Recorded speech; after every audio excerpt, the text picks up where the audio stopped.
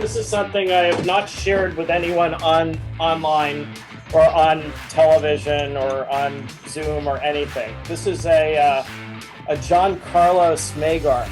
You know what that is? Yes, absolutely. When did you get that? I got it from the man himself. Did you really? Oh yeah. Dude, you got to send us a picture of you. You had to have taken a picture or something of you getting this. I have it. It's on my Instagram. Okay. Yeah. Oh man. Uh-huh. See, this is what sucks is you can't look at the. I want to smoke this with others, and I don't want to smoke it until I can. It's got the maker's seal, the whole thing on it. And the Swarovski crystals, over 100 hand placed. So on the market, I know that was handed to you, and very fortunately that you got that. But on the market, what is that? What is that looking at?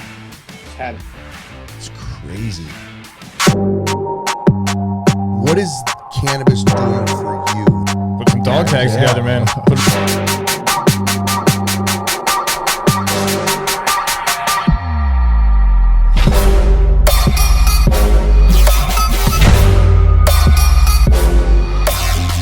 All right, guys, listen, welcome back. We are kind of live, I'm going to say. We are doing a Zoom meeting here. I'm super excited. PV Unfiltered, the #1 cannabis podcast in the nation.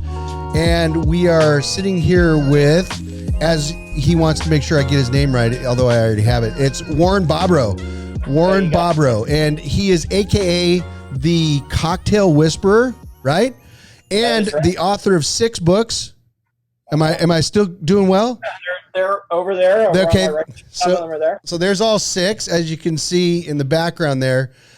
So I was fortunate enough to have a chance meeting and would you call it interview? We were interviewing at Hall of Flowers.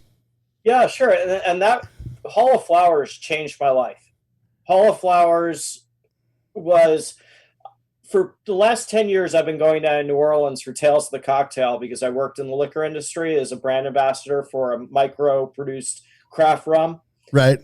And Hall of Flowers is what Tales of the Cocktails is, with better people who are not drunk.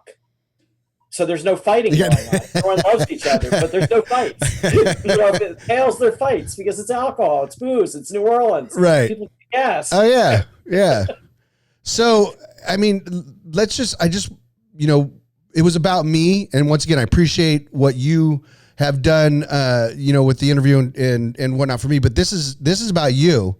And I want to hear kind of a quick, how'd you get into this shit? Because this is what we're about. We're about what does cannabis do for you? That's the big thing, because you didn't come from cannabis. No, I did actually, but I did. Oh, fuck. So you're right and I'm wrong, but I'm 59 years old and I've been smoking weed since I was 12. Okay. Well, listen, we're only a few years apart. But I've been smoking all along.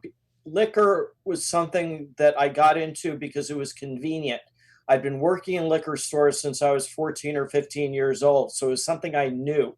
I grew up in a family that had nice things. Right. And they had a great wine collection. So when you talk about wine, it's not things that I've read about in books. It's things that I've actually tasted. So it made sense to work in a business where it was my passion, right, where I had understanding of the facts.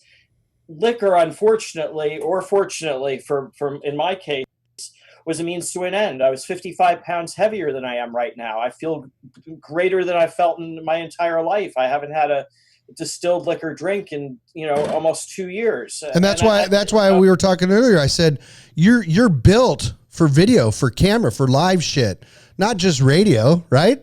No, they say I have a great face for radio. I think they're lying. But seriously, the stuff that I do, the stuff that's in my passion, that's in my heart, was to get out of the liquor industry where you talk to people and it's amazing how many rational conversations go on with people who are completely drunk out of their minds. I can't imagine living my life that way. Right. Cannabis, I don't use only recreationally. I also use it medicinally. Mm-hmm. We were talking about my late father very briefly. He disowned me for cannabis. He had nothing to say to me. He thought it was the worst substance ever invented or ever created by whatever. And he wanted to make sure that that I got into my mind that he wasn't going to help me anymore because I used that drug, and it was a drug to him. So the one thing I did inherit from him, no money, was glaucoma. And I had really terrible eye pressure. I was eating down a bottle of Advil every month with terrible headaches. Man. And I didn't know what it was. I went to an ophthalmologist. Oh, it wasn't even diagnosed at that point. Well, he wasn't even diagnosed. So Gotcha. I went to an ophthalmologist, and he told me that my right eye was 50, almost 50, and my left eye was 38. And they take your driver's license when your eye pressure gets to be 50 because you're essentially blind. I got into the medical cannabis program here in New Jersey, and I have a cannabis card, and I use the dispensary system. And I had my cannabis DNA tested by a lab out west, so I know what type of strains I'm supposed to be using. I took a very scientific approach to that. My eye pressure now is 11 and 11. That's below normal. All from, not from using medical means. So I was going to ask you, are you doing any medications at all? Not at all. Fuck, that's amazing. Not at all. And that's why I'm the poster child for medical cannabis. If I can bring that to life in the work that I do and the work that I'm passionate about, I know that it'll be successful. Right. And I have a product coming out in California in the coming months, which is really incredibly brilliant. As a master mixologist, it's a THC beverage and not one of those insipid seltzers that look like beer or liquefied water with weed in it. This is a cocktail. So when is it coming out and where is it coming out? Is it something you can talk about now? Like Malibu, that area. Gotcha. Going to be my partner is Space Station. They make some incredible stuff right now. Okay. And if the name says anything to you, it's way out stuff.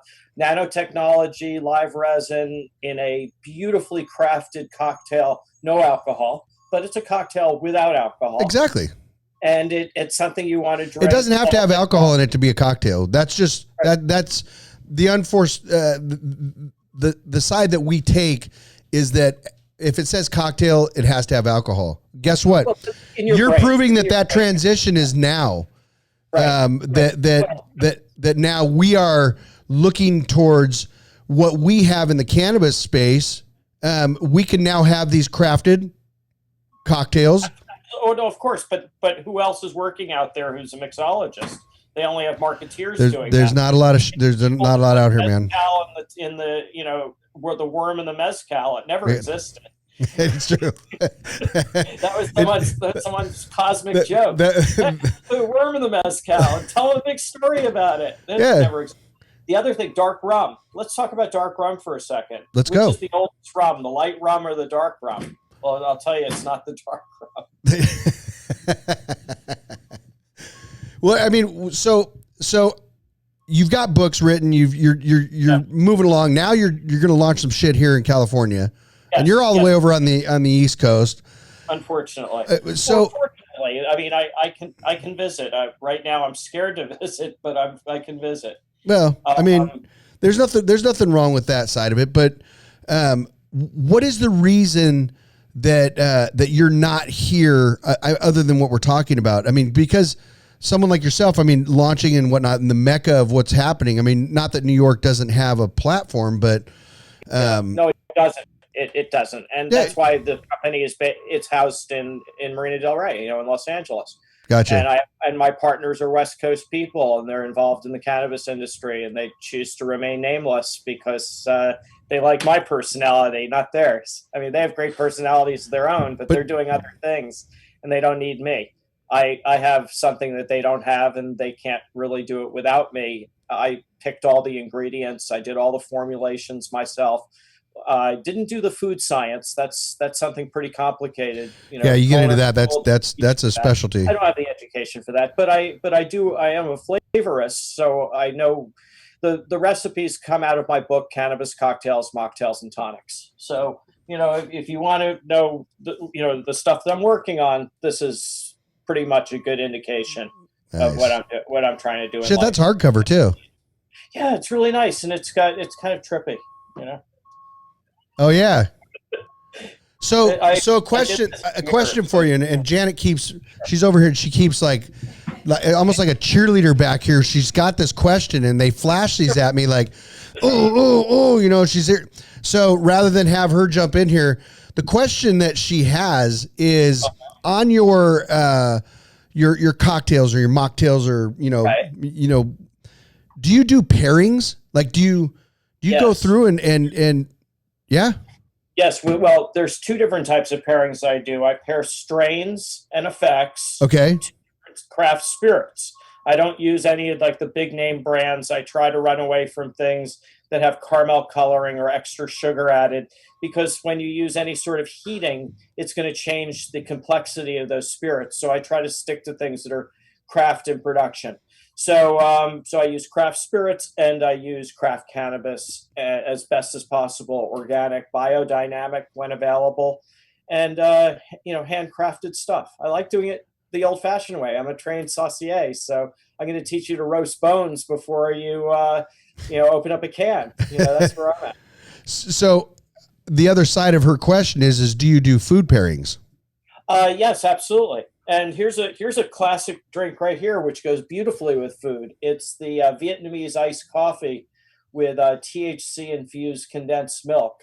And I would love to have this with a plate of refreshing Thai noodles or Vietnamese noodles, and she's melting over here right now. Like literally freshly cut scallions. It would go perfectly with that unctuous condensed milk. And you could literally go down to a corner store and buy a little can of condensed milk, decarb a quarter ounce of cannabis or a half ounce of cannabis, shove it into the condensed milk after it's decarbed, put the condensed milk can in a double boiler, and simmer it at 160 degrees for 2 hours, strain out the weed, and use that condensed milk in anything. You can even make caramels, and they'll have a boatload of THC in it. Wow. We're almost at lunchtime here. That's who I am. I mean, literally, like, she should be on here because she's like, this is her shit. I'm not going to lie. This is her shit. So, I mean, let me see the sign, because this is like, to bring it back here so he can see it. I can see it because it's like, this is what I'm getting. It's like a small flashcard. I think this is great. I wish I had. And then they're standing behind here and they're like holding it up and down. Yes, well, I would say Vietnamese cooking for that. I'll give you a little hint what I'm working on. The cocktail that I'm doing in California with the live resin, it's 10 milligrams of THC, but since it's live resin, it acts like 60. It's really incredible, and it's named the Mesirow Cocktail. And the Mesirow Cocktail, let me see if I get that way. The Mesirow Cocktail was named for Louis Armstrong's weed dealer, who was a guy named Mesirow in the 1930s. No, I'm serious. This is great, man. And Mez was a white guy, and he made his living selling cannabis to the black musicians who were working in Harlem and in Chicago during the Roaring 20s and 30s. And, Prohibition time, everyone had weed. It all came up from Mexico, and Mez was the guy. And he was Jewish, and he was, I wish I had his concentrates were alive and well back then. He did really well. He brought 3,000 tons of weed up and sold it in Harlem and Chicago, and became incredibly important in cannabis. So really an unknown person, but known to me. So I named my drink after him. Okay, so where can we get these books? The books are all available indie bookstores, Barnes and Noble, Amazon. They're all over the world except for some of the communist countries. I've been there. I took my books with me to Russia. That was fun. You did? Oh, yeah. All right. So Tommy's really diligent about making sure that all this stuff gets flashed, at the end of the podcast. But I mean, this is actually really amazing. And the other side I have sitting in front of me is that you did the mint julep for Churchill Downs. Yes, I did do a mint julep for supposed Derby Day, and it got me into high times. But the funny thing is I infused the the mint julep has THC in it, and I use rye instead of bourbon because the drink is already sweet. So why make it sweeter? Right. So rye hones it back a little bit, gives it a little more of a cinnamon note to the drink. The mint is fresh. The weed gets you buzzed. I was on Vice and I destroyed them all on live TV. They'll never forget. It was pretty amazing. I made a rye whiskey punch. And they said they wanted to have, really what they said is they wanted a CBD punch that they could feel. So I gave them 1,000 milligrams of THC. How much? 1,000. Hey, can you feel it now? Probably 2 years later. You know what I mean? So like, what's your favorite? I mean, yeah, I can see the passion on that, and your face is there's no doubt. But like, let's go through. Like, what's your favorite meal with drink? What is it? Well, Infused, of course. It's the one that I haven't had yet because many of the things that I do are under a confidentiality agreement. So I can't tell you the who's and the what. You know, you say you talk to and work with famous people. I work with infamous people who don't want to be. I'm saying, Warren, I'm asking you, what is your favorite? Like for consuming? Like what? If you sit down and you go, you know what? I'm going to make Warren the best dinner and the best drink. You know what I mean? Like you're out to impress yourself. What is that drink and meal? What I like is the simple things. I love simple ingredients. Good ingredients simply prepared with love. And one of the things I learned from growing up on a farm and growing up, working in the restaurant business from dishwasher up is you take inexpensive ingredients and you make them taste good. So I worked in soul food restaurants and I learned how to cook soul food. And when a most wonderful meal for me would probably be those fried pork chops. But when I was doing the buttermilk, soaking them in buttermilk to make them less tough, right? I would put weed in there too. So so now we're sitting down, we're having some pork chops infused. Fried pork chops with white bread. Okay. And then what's the drink? What do you pair with that? I mean, this is your meal. Well, sweet iced tea, of course, and it would be at Martha Lou's Kitchen in Charleston. That's your favorite. That's your favorite. Of course, man. Because she's a treasure. Because she's a treasure. That's why. When are you coming back out here? Soon. We have Hall Flowers is going to happen again. Yeah, I did a press release for them. Okay. Recently on Forbes about the virtual Hall of Flowers, and it's tough to be in the virtual state, and you want to remain relevant. But I really think it's something that needs to be experienced in person, right, as opposed to virtually. But it's just because it changed my life so much, and I met people that I'd never be able to meet in New Jersey or Maine or Massachusetts. Although passionate growers and people doing things, but just not this. We have stigmas that. I have such personal experience with that I don't think are ever going to go away. Even if they legalize cannabis in New Jersey, still the stigmas go back to the 1940s. We still have dry counties in New Jersey that date back to Prohibition. So how can you talk about cannabis when they're still not allowing you to go get a drink? It's crazy. So I have other reasons why I live here and work here and live here, but at the end of the day, my business won't be. Well, that's your home. That's your home. It's my home. I'd rather not have too many people know who I am. I'm always looking over my shoulder anyway. It's a shame. No, yeah, no, that sucks. And I mean, your background though. I mean, that I'm hoping at some point that we can sit at this table and really have some fun, because I think it would, and I don't know if you heard us talking, it's like, it really sucks. I mean, we're doing a lot of Zoom stuff too. And it sucks because you lose that vibe and the fun part of it and just the whole atmosphere. Just like you said, Hall of Flowers, we were so looking forward to Palm Springs. I'm going to stand up for a second. I want to share something with you. Absolutely. This is something I have not shared with anyone online or on television or on Zoom or anything. This is a John Carlos Magar. You know what that is? Yes, absolutely. When did you get that? I got it from the man himself. Did you really? Oh yeah. Dude, you got to send us a picture of you. You had to have taken a picture or something of you getting this. I have it. It's on my Instagram. Okay. Yeah. Oh man. Uh-huh. See, this is what sucks is you can't look at the. I want to smoke this with others, and I don't want to smoke it until I can. It's got the maker's seal, the whole thing on it. And the Swarovski crystals, over 100 hand placed. So on the market, I know that was handed to you, and very fortunately that you got that. But on the market, what is that looking at? 10. It's crazy. It's amazing, and it's so much fun. Thank you. Thanks for sharing that. Yeah, I want to smoke it. Now you really got to share it. When my drink comes out, I want you to have me on the show. Listen. We'll smoke this. In a second, whatever's happening, you got to come down because that's badass. I got to show you a picture of the can too, because it's going to change the world, and it's not sweet. That's the point. You know, my USBG brothers and sisters would always tell you that drinks are generally too sweet in this world. I went to Moscow and taught the Moscow bar show, and I made cocktails. I made a Moscow Mule, and they'd never heard of a Moscow Mule in Moscow, Russia. Very, very funny. And that, listen, as crazy as it sounds, my son Cody, which he's usually on this as well, but he loves Moscow Mules. Yeah, there's my cans. There we go. Oh, that's it.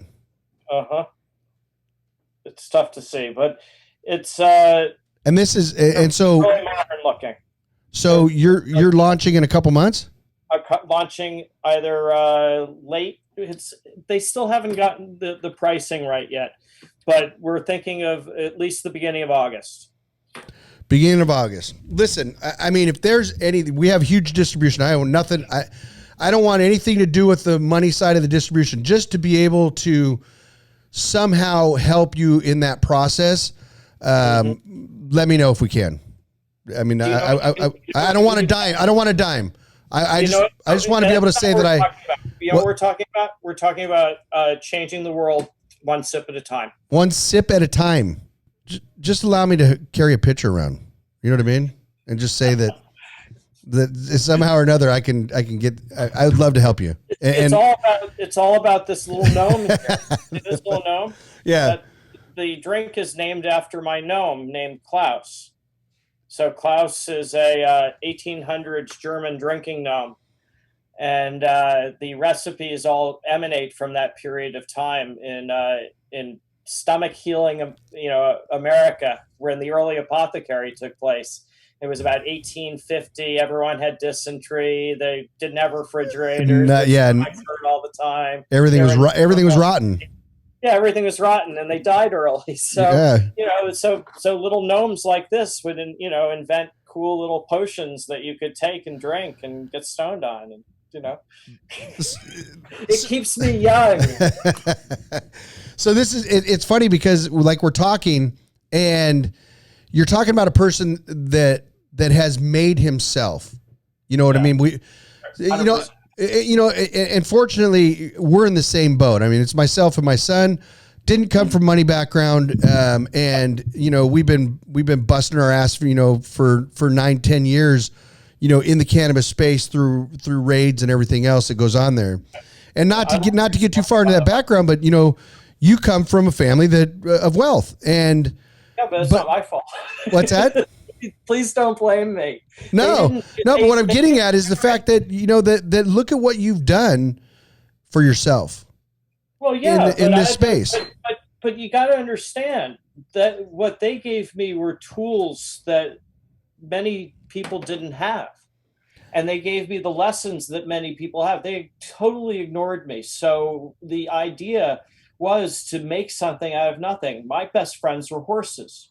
And then when I grew out of horses, my best friends were people who worked in soul food restaurants. Yeah. I was paying attention, and I cook like an old black lady. And that's what they told me down in Charleston. They said, you cook like an old black lady. And I said, how could you say that? I'm as white as they come and Jewish. There you go. That's because you cook with soul. It's in your hands. But listen, none of that shit matters, whether you're Jewish, white, or whatever. You know what I mean? I mean, this time in the 80s, it did. Yeah, I mean, it's really so separate. People didn't know. They didn't have passion. They just didn't know. Well, I mean, No. very, very gilded, you know, I mean, like coming from a Jewish family and that side of it. And what you, just like you said, cannabis was the demon. Bad. It's still bad, but it was especially bad then. Right. And so there's a side where you can't down your parents or your father because that stigma, especially then, was so strong that, you know, and then coming from a family, you know, that was on the upper end of that, to have the kid that fucking smoking marijuana. It's like, you know, exactly what happened. You know, you're turned out. You're not the only one, but you are somebody that continued your path. You know, I really think liquor brought me to this path. And because I just grew so weary of drinking 20 drinks a day. I mean, that's what it was. And I wasn't sleeping well. And it was just generally really unhealthy. And I knew when I was smoking grass, you know, smoking cannabis, I was feeling much better. I didn't have to drink at all. It was even the best. Yeah. And I did all this by osmosis, and I completely followed my own path and my dreams. And I do all my best thinking during, you know, dreams. And I've been following a lot of the terroir and the teachings of some people up in Oregon. One in particular, the company is called Green Bodhi, and he takes a Tibetan approach to cannabis propagation and the energy that surrounds that. And I believe that's a good influence for me at this point in my life. Yeah, I mean, you can't deny those transitions that people are making now. And I mean, some people do, and you know, and I have a fiance that was alcoholism in the family is rampant, and you know, and she made this transition to cannabis and solely cannabis, and has not had a drink for 2 years, which is absolutely amazing. Her skin is probably better. Her overall health is probably better. Everything is better, and life is better. And it's, you know, and it is a simple thing, but it's so difficult when that addiction is there for alcohol. Yeah. It's unimaginable to people, and for people that are able to refrain from that addiction. It's a lot of people can't imagine how hard it is to quit drinking alcohol. And it was the easiest thing I've ever done. I was at Tales the Cocktail down in New Orleans. And this is coming from somebody that came from alcohol. This is like your life. At the top of the house. Yeah. Nominated for a Spirited Award at Tales. The top of the game. Right. And well known to all, and not always liked by all. So, and that's okay. I have that. But I just have to say, I literally went down in New Orleans, and it was 110 degrees outside with 100% humidity, and I went over to so for people that don't understand that is actually, if you've never been in that environment, it's literally raining without rain. Yeah, it just, you walk outside, you're soaked. That's it. You're absolutely soaked. You take a shower and you're soaked. You try to get dry and you're soaked. And everyone sort of has a cadence about them. They understand, but when you're a Yankee and you're down there in the South and you melt, you're just melted.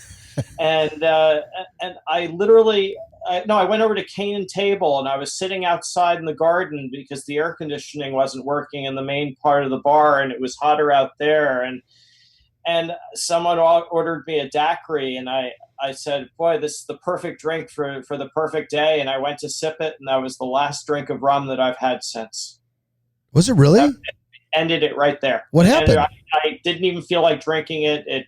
It tasted acerbic and overly potent, and the idea was to get me drunk, and I didn't want to get drunk anymore.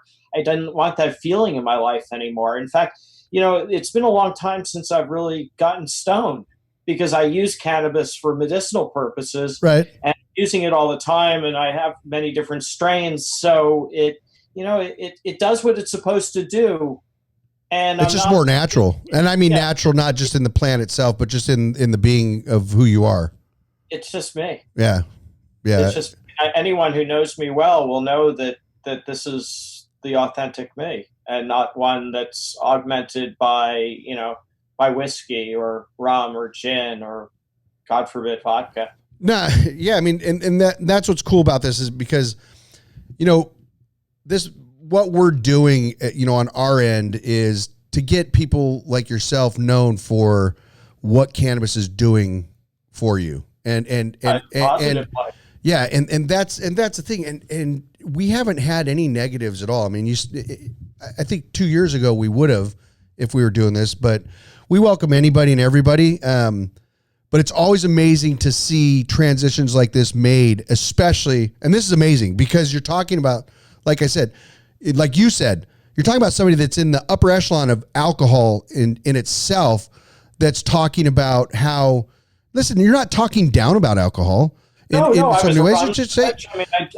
I judged, the San Francisco Rum Fest, the Miami Rum Fest, Chicago Rum Fest, my own stuff, Mazan Rum was judged. We won gold medals. I taught at the Moscow Bar Show, a master class on rum. I know my stuff. Exactly. I know my shit. I really do. But it was enough. I had enough of alcohol. I couldn't put my shoes on. Yeah. It didn't feel healthy anymore. And you can't be in that business if you don't drink. I know people do, but you really can't. You can't be at that level. You have to be able to sip. You have to be able to smell and taste. Yeah. I was doing the tasting notes for my friend Joe Beatrice at Barrel Bourbon, and he's like a Burgundy negociant where he moves casks around and takes a little of this and a little of that. And I was helping him with his assemblage and doing all of his tasting notes until one day I couldn't do it anymore because I couldn't taste anymore. Wow. So I do tasting notes now, and I did them for Green Bodie. I did them for Brotherly Love up in Humboldt. I've done quite a few out there. Some of the other people haven't released them yet, so I'm not going to say who they are. No, that's great. But I do those type of things for private clients, and I enjoy it because I take the wine approach. There's great terroir in outdoor grown natural soil cannabis. And how great is that once again, I mean, it's not that you're talking down about alcohol. You're still alive and kicking and well versed in that. But that transition has created a whole new life on your end of it as well. Oh, yeah. This cannabis. And I still know about, people ask me all the time, about wine, and I tell them the same thing. It doesn't matter that it's a $50 bottle or a $9 bottle. It's the bottle that you like. And I like them to be, aged in amphora in the ground, but that doesn't mean they have to be expensive. They can, there's a young guy out by you, Abe Schoner. He's a garage wine guy. He makes wines that are aged in the ground in cement. There's just nothing like it. It's so esoteric. I love that stuff. It's creative. I want to take those rum casks that travel around the world. Right. They age tequila and they age tobacco, and I want to put weed in it and send it around the world like Madeira. That'd be crazy. I mean, I have where I used to live, my neighbor, which was he is a custodian at a high school, and that's all he's done his whole life. But I'm telling you this, he also has a small vineyard. And when I say small, I mean like really small vineyard that was on the hillside. And even that house. Where you want. But the thing is I'm talking about a very small neighborhood that it's his passion. Uh-huh. And I could tell you to the day, I'm not a great wine connoisseur. I can drink wine. Right. But today, that wine that he makes, not because I know him, not because I can tell somebody if it tastes like shit, I don't have a problem. But it is by far one of the best wines that I've ever had. And he does somewhere around 300 or 400 bottles a year. That's pretty good size. Out of this little setup. I mean, this is a custodian, a lifetime custodian at a high school in San Diego. And I'm telling you, he's a musician as well, but he found his passion then. His wine. I think that's what you're saying, that it doesn't matter what you do, no matter what it is, if you find your passion. It's your passion. It's your passion. The question that I asked you? Yep. What is your passion? It is. And did we discover that? What's that? Did we discover that? We did. Wanting to know what your passion is? Do I know what my passion is? Yeah. Yes, and if you were to ever go back through, and I don't know, I think we talked about it as well, but my passion changed about 7.5 years ago from my life being about money, being about all of, that I can get, to giving. And I know, I mean, it sounds cliche, but the people around me do know. They do know. And my son as well. And this all started because of a delivery service that we had. And I realized what cannabis was doing for people. Mm-hmm. And that changed my life 100%. And that's why we have the React Foundation.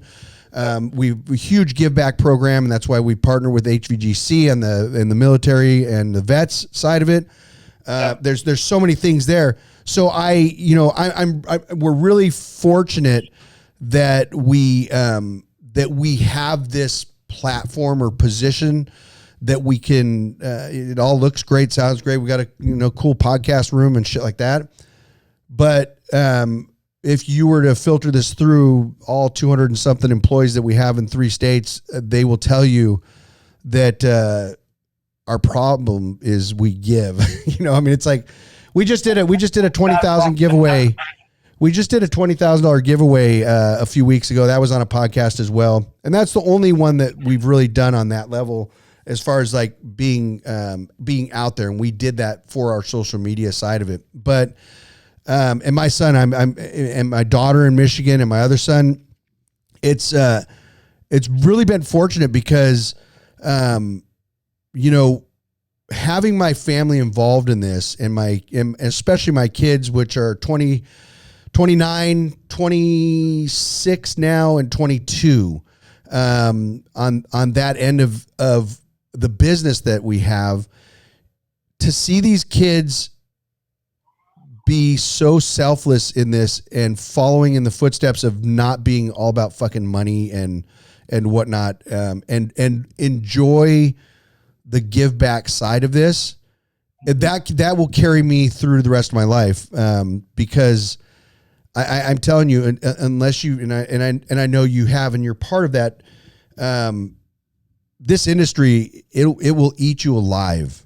And there's so much out there that's not genuine.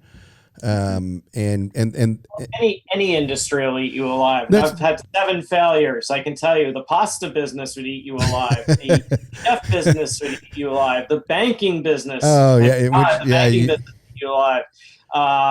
What else? I think there was a time I worked in law firms. Yeah, that would eat you alive too.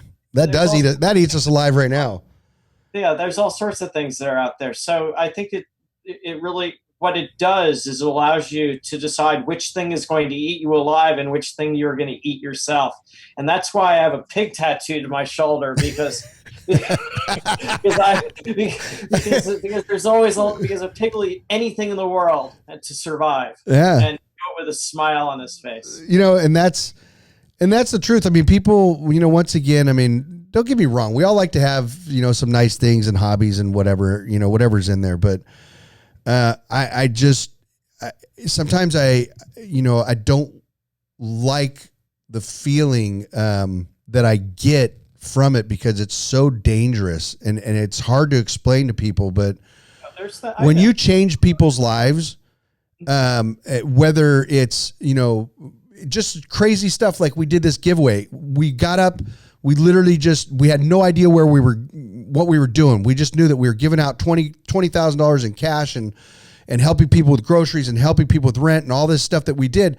We climbed on a bus, and if you watch the podcast, you'll see we had no idea where we were going. We just started the first people that we saw in a park, and it just literally went from there. We had people following us around throughout the cities.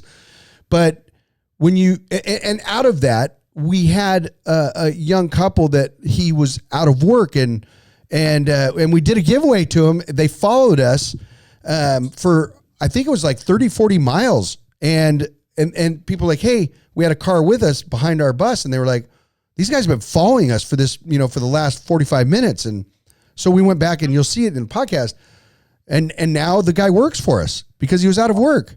But when you see when you get to that point where you can change people's lives, there's a point where you're making that decision to either do it or not. And we we do. And that's a fun thing for me. And sometimes my son has to rein me in like, hey, listen, you gotta cut back a little bit because, we need some money here. But that's my passion. And yeah, okay. So that's exactly what's your passion. And cannabis is allowing me to do that. And I love your product too. Thank you. I can't tell you that I who got it to me or anything else, but I can tell you that I have enjoyed it, and it does. I never have any trouble sleeping, but now I especially have no trouble sleeping. Well, I mean that's great, but I think the big thing is like we're sitting here and we're talking about passions and whatnot, and it's clear that there's no issue with direction on either end of this podcast. But just the fact of the fact, I always love the transition side of this. And that's what's amazing to me is, yes, I mean, like you start off saying, you've been in cannabis. We've all been in cannabis our whole life. Yes, we've all smoked cannabis. We've all partaken.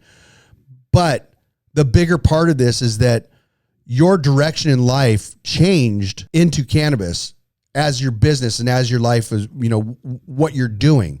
And it's the same thing for me. I didn't come from cannabis, but I've been smoking cannabis since I was in 8th grade. I mean, do you remember who you were with? What's that? Who were you with? Who were you with the first time you smoked? I was with a great friend of mine at that time, Mark Casely. Okay. And I can tell you the first time I smoked, I was on a swim team, and his next door neighbor was one of the varsity swimmers. And we looked up to these guys like you could not imagine. And they were saints and everything you could think of. And we walked next door. This was a very, very wealthy family that was a friend of mine. I wasn't the wealthy one. His family was. And so they lived in a really nice neighborhood.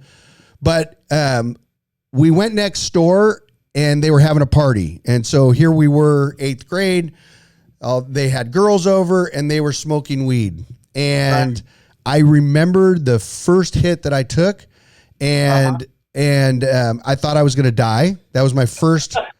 Within the first 5 minutes, I went to a level of paranoid that I thought I was going to die. And 30 minutes after that, I was having the best time of my life. And then just the fact that I was sitting with the high school varsity swim team or swimmers and their girlfriends and chicks everywhere. And I was in 8th grade and I was getting high. Yeah, I remember that vividly. Nice, nice. So that sounds like a lot of fun. I remember the first and the second time. The first time was at a Grateful Dead show at Roosevelt. Wait, Stadium. Your first time getting high was at a Grateful Dead? Grateful Dead show. Fuck, that's got to be the beginning state. That's got to be the opening part of your book. Okay. And the second time was an Aerosmith concert. Grateful Dead and Aerosmith. Yeah, Aerosmith. How far apart were they? Madison Square Garden. Within weeks. Okay. Within veritable weeks. And I remember it was like it smelled like Mexican dirt weed. Because I think that's what it was. Well, I could tell you this. The next time for me was probably a week after that. And I actually I was living with my grandma, and because my dad was working out of town, I smoked some, and I had it in. It was in like a gold or a amber pill container, which everybody seemed to have in those. And my grandma, I smoked it, and I put it in my drawer, and my grandma found it, and about 30 minutes after that, my ass was being beat out in the front yard. Oh yeah, it happened to be in Bermuda. I was at the Pink Beach Club in Tuckertown, Bermuda, and the maid found the weed up in the top of the closet, and she called her boss, who called the police, and the police were there, and their little Bermuda shorts with brown pull-up socks, and they're saying this is a very serious offense.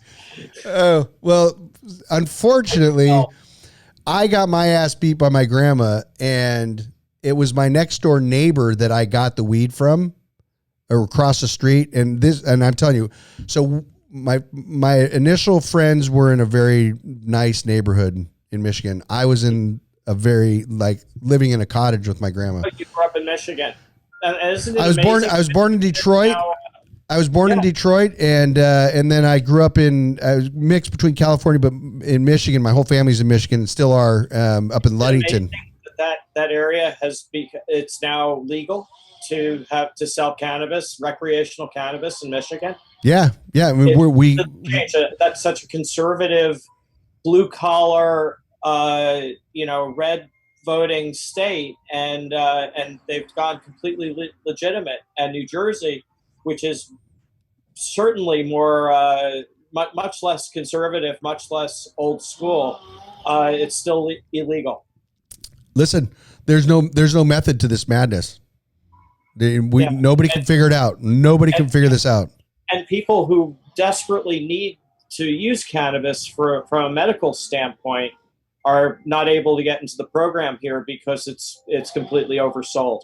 It's ridiculous. And I'll tell you, I mean, we're running into this problem. In Michigan, we are, and I'll tell you. So our company did right around 70 million between California and Michigan, and then now we're in Oklahoma, and we're getting ready to launch in Arizona. Michigan is 2/3 of our market. That's amazing. And now we're running into this situation. Recreational came into play. Nobody can grow fast enough. We're just about to dry dock right now. Like it's literally getting to that point where there won't be really much left in cannabis. They can't produce enough. They can't. So at some point, they've got to figure out this, the interstate and in Oregon and cross state. There's a 5-year backlog. Exactly. This is what's crazy to me is that, like you said, I mean, in New York and in Jersey and everywhere else on the East Coast and Florida, it's getting the product to the market, and when you open a state that doesn't have the background of cultivating, you can't do anything with that. You're opening up the doors for trafficking and for a lot of other black market. Yeah. And that's unfortunately or fortunately, the black market in New Jersey is self-sustaining. Right. And it exists like any other place that I've been. But with that black market brings the problems that you have. Untested cannabis. Untested cannabis. I know one of the questions you wanted to ask me was the testing and how important is potency and how do you determine THC, and all those questions are well and good, but they're only as good as the source material that you have at your disposal. 100%. And if you're relying upon the black market, you have absolutely no way of knowing what the trail is, where it came from, who touched it, or whatever else. At least it's know your farmer. And my friends at Casa Humboldt would be the first to say, if you control your supply chain, then you know that you're dispensing good medicine. And that's if you know your supply chain, you might as well be having someone who's storing it in the back of grandma's van.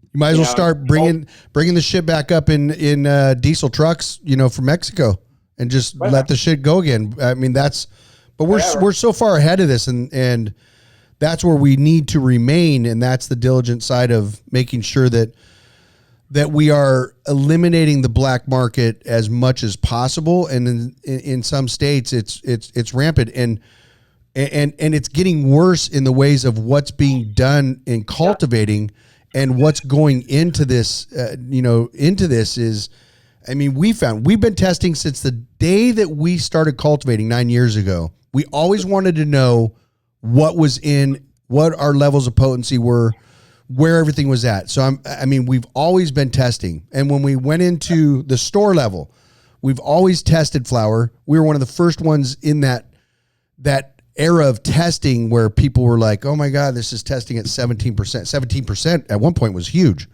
That's unfortunately, I after having my DNA, stuff done, a lot of that is flawed flawed science. Right. And I based on flawed science, because I've gotten a better effect for my personal affliction from strains that are like 12% THC compared to stuff that's like 38% up in Oregon. It was just off the charts, and it didn't make me feel any better than what was a tenth the price.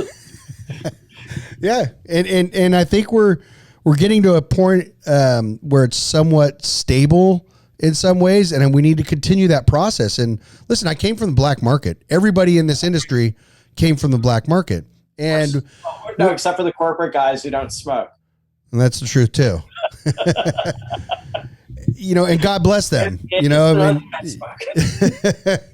But we all came from that. But we also made a decision to come into the licensed market and abide by, the laws that some we don't like, and some we do. But the end result is this: is that we're supposed to be providing the best quality tested product that we can to the consumer, safe and convenient, and uniform. And that's what's missing that's the white paper that's missing in our conversation.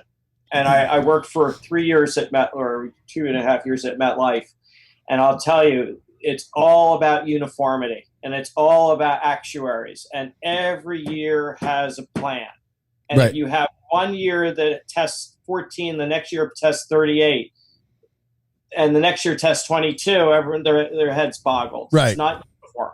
Right. You need uniformity across the board. I don't personally make cocktails that are uniform, but I'll tell you, it'd be nice to know before I go into it that it's going to work this way every single time. If you ever want to sell this stuff to everyone, it has to work the same way every single time. So guess what?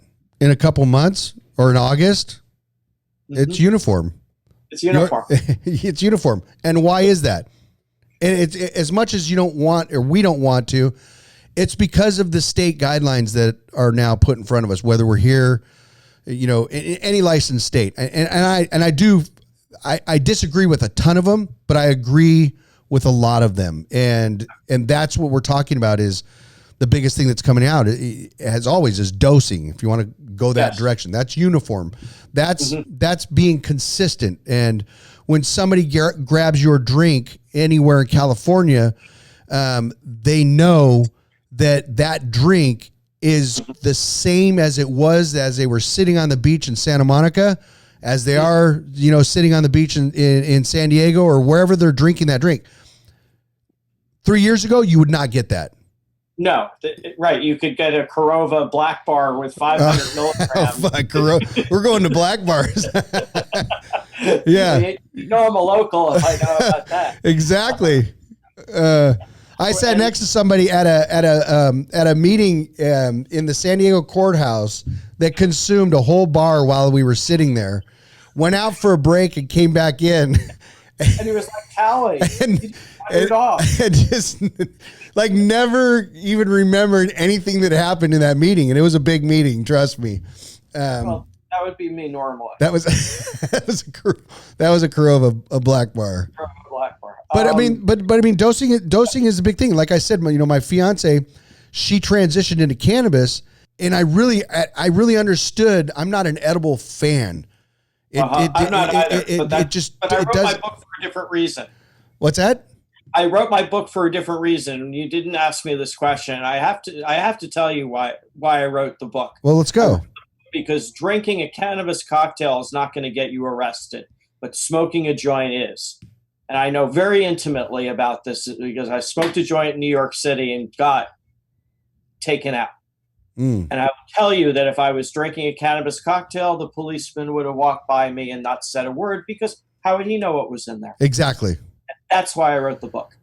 Well, and we're gonna be pushing this all over the place. But yeah, in her part, it was really important to understand dosing, and I didn't even though we're required and like it's what we do, I really didn't get it until I was a part of understanding that and how important it is that when you take a square of chocolate or when you take a gummy and it says 5 milligrams or it says 10 milligrams, what does that mean? What does it mean now versus what it meant 3 years ago. Huge difference. Huge difference. She knows that around 30 milligrams is her mark, and not too much above that. And so now she can, I don't care where she goes, whatever she's consuming, because of where we're at with dosing, it's very consistent on her part. I was at a party where she consumed, it was actually a Dan Bilzerian party. She consumed about 60 milligrams and had hit the vape. And it's the first time I ever seen anybody pass out from too much cannabis. And we were literally standing at this party, and we were chatting back and forth, and she passed out and had to set her in a chair and sugar water. Bam. CBD. So the very first thing that happened is a guy that was there that was promoting his CBD water came up, and boom, she started drinking CBD water. And about 15, 20 minutes after that, literally was normal and taking pictures and doing the whole thing. But, well, you know, do you think it was really normal? I don't think so. But I mean, dosing is. Yeah, that's like that. That's like being when I was down in Jamaica back in the 1980s, and I met Miss Brown, who makes the psilocybin mushroom tea in Negril. Ooh. And it tastes awful. I gotta say, you're on this real quick, because I gotta say, mushrooms were like at one point they were my favorite thing ever. I don't know. I had a passion for mushrooms. Yeah, well, it's easy to, because it took away our ego. It leveled. That's why it's so important with PTSD, because PTSD stands in the way of the person being themselves, and the mushrooms takes away that inhibition. And the way that you describe that is absolutely perfect, because it's like being at private school where everybody's wearing the same uniform. I wear a tie jacket. Everybody is equal, and I don't know. I mean, yeah, mushrooms I wasn't a big fan of acid. I just couldn't get the grip on it. It got me. That's unpredictable. Yeah, but the mushrooms were like being in this podcast room. It was like it's more organic. Yeah. Good. And of course, but I love the effect that sort of humbles the person inside of me, that I wish I had more instruction in that realm, and that's why mushrooms are so important, because they're great teachers. Well, I'll tell you, the direction that it's going right now with microdosing and whatnot is, I think we're going to have some really cool shit that's going to come out of this. And especially for sick people. Yes. And I think that leads the way. I mean, mental illness, there's going to be a lot of really mentally ill people out of COVID. Yep. And just from PTSD alone. And if there's something that exists to give anyone relief, please let me be the first to say. I wish that was my topic. It's not. I write about cannabis, but other people at Forbes write about psychedelics. My friend Javier writes about psychedelics, and he's taken a very humane approach. And I wish I had that topic, but I mean, don't. It is a whole other topic. But reality is that when you're looking at something like this, yes, you can get blasted from it. Dropping hits acid. That's the recreational side in some ways, but microdosing is something that's coming up heavily right now, and I think very carefully done and understanding versus when I would go and get blasted. Yeah, it's been a while since I've done that. Probably about 40 years. Okay, well. And I really wanted it to work. I really wanted it to be something that I could wrap my head around, and I just couldn't get. But mushrooms were like, they took me to that nice place that I always really wanted to hang out, and it never failed me. And as shitty as they tasted, I mean, there was nothing like a nice little pot of mushroom tea with honey in it. That's right. And right. Yeah, that sounds nice. I hope our paths cross. Yes. Can I have my publicist send you a copy of the book? Have we done that? I don't think so. No, not yet. But I'm either way. I'm getting this shit, so no worries on that. Okay. But you okay? I need to, when this is getting launched, let us know. We'll blow this shit up every way that we can. I mean, I want to help. You know what I mean? We only have a small amount to sell. To see, they have this thing called an incubator. Right. So we're their target. Well, keep me posted on how it's going. How's that? What's that? I'm sorry. I said keep me posted on how it's going. I will. I promise I will. Then let's. I will. When I know, I will tell my wife, and then I'll tell you. I mean that. Hey, I'll take that. But if you are coming out here, it would be upsetting if we didn't somehow cross paths, even just to have a lunch or dinner or something. Where are you located? San Diego. I haven't been to San Diego in ever. I've never been there. I mean, listen. I've been to Long Beach. I went there for the Grand Prix. That was amazing. Which is amazing. I've been there as well, but I mean, it's San Diego. If you've never been here, San Diego, then this would be great and always well taken care of. Absolutely, and we have a full facility here. So, and that's why I'm so excited about bringing Klaus to the market in California. so if you want to end on a light note, that's how we do it. We do it because the product demands that I get in front of people and I put the drink in their hand and they say, "Here, taste it." It's not an insipid seltzer or a syrupy fruit punch. It's a drink that challenges your flavor, but makes you want another, not because it's something you've never had before, but because it's just delicious. Right. And that, what a way to go out. You know what I mean? I mean, listen, now you got us all excited about it. And I really do hope that you at least in the minimum, tell us when the first ones are launching. So, I want to be there for the canning. So I'll tell you, it's the Perrier can. It's 8 3/4 ounces. Gotcha. Yep. Can. Those are cool little cans too. Oh, it's going to look beautiful. And it'll be in your hand and someone's going to say, "What the heck is that?" Nah. So the agency that designed it is called Ethereal. Ethereal. Gotcha. And it's really, really cool the work that they do. And I couldn't have done it without them. Well, they couldn't have done it without you. How's that? That too. That's the bigger side of it. So, before we get off on here, outside of that, what's going on with you? Are you doing any more books? Are you? No more books right now. I'm writing for Forbes. I'd love to be able to write a piece or two every day if I could. It's my passion. Right.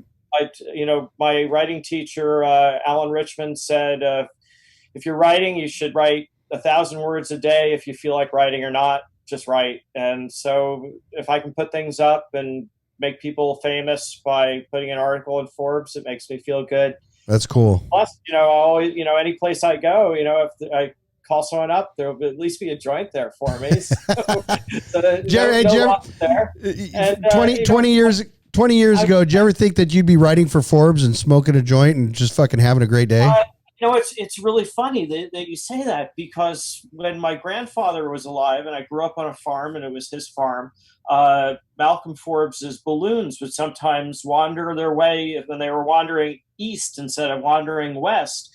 They would put down in our field, and he seemed like a nice enough gentleman, but I didn't think I would ever, or I'd be up in Maine and I'd see his yacht, the Highlander, and my friend, Jim Pickett was the bartender on board, and every night was a party. And no one would think that they would have anything to do with the Forbes name. But the Forbes name outlived its usefulness, and they were sold, and they sold the toy soldiers and all and everything, and it was sold to another company. And I happened to be down in New Orleans, and sitting in front of me is Michael Solomon, and he says he's the executive editor of the Vices section, and would I like to write for Forbes? And I'm like, wait a minute, is this the same Forbes as the balloon that came over the mountain and landed in our field, or the yacht up off the coast of Maine? And he said, well, it's a little different now. It's the New Jersey, and we're going to write about vices, not necessarily, there's money and there's all those other things, but this is important. It's important to write about, things that are slightly askew. And they want to write stuff, and I another transition from Sure. Forbes. I mean, going into that level. I mean, here to run into a person like yourself and go, all right, let's start writing. You know, I mean, well, it didn't work. You know, I started writing about Japanese whiskey, which I like writing about. And then I was writing a little bit about travel. And then I started writing about cannabis full time. And I really much rather write about cannabis than Japanese whiskey or travel. Oh, man. All right. Listen, I got to thank you for everything. Absolutely. Super excited to see where this is going. And listen, if you're in town, you got to let us know. Well, you know I want to. And I know you have a face for radio, but if you want, you could sit at the end of the table over here, and I'll just it'll be on me. That sounds great. When we'll talk about that category. So yes, listen, Warren, thank you for everything. Super excited for everything that's coming up. Make sure you let us know. Yeah, I hope you have great viewership, and let me know how I can promote it on my channels. Absolutely. I like to do it. Perfect. Well, listen. Once again, thank you. Appreciate it. Look forward to seeing you. Thanks, Warren.